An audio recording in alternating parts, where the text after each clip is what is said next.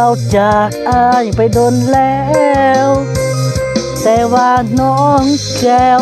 ยังอยู่เคียงอ้ายทุกเทื่อทั้งที่อ้าย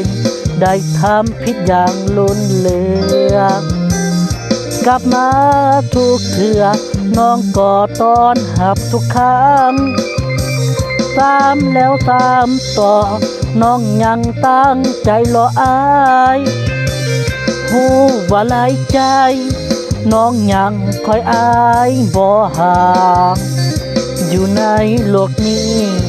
บ่มีภัยดีสำนางอ้ายจึงขอหยุดยั้งจะฮักแต่เพียงนางเดียวขอสัญญาจะฮักนางเป็นคนสุดท้ายสาวไหลใจสาวหลงไหลสาวไปเที่ยวสาวจบบอนขอลูกพรความมวนความเที่ยวยิ่งอื่นบ่เกี่ยวจะฮักคนเดียวเพียงนางถ้าเป็นยิ่งอื่นเขาคงบ่ฝืนอยู่นาน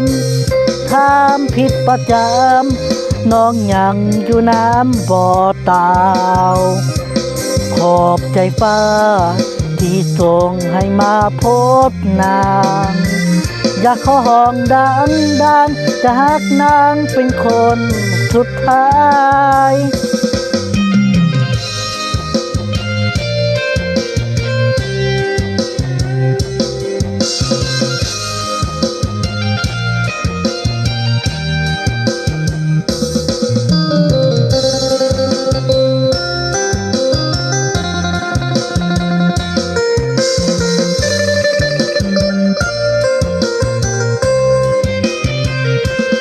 ขอสัญญาจะฮักนางเป็นคนสุดท้า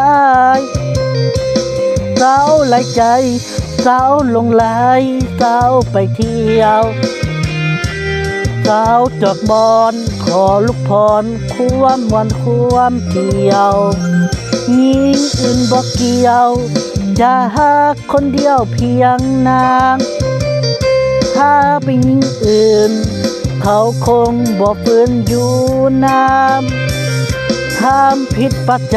ำน้องยังอยู่น้ำบ่ตาวขอบใจฟ้า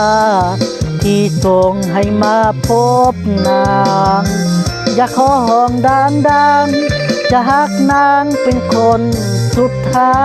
ย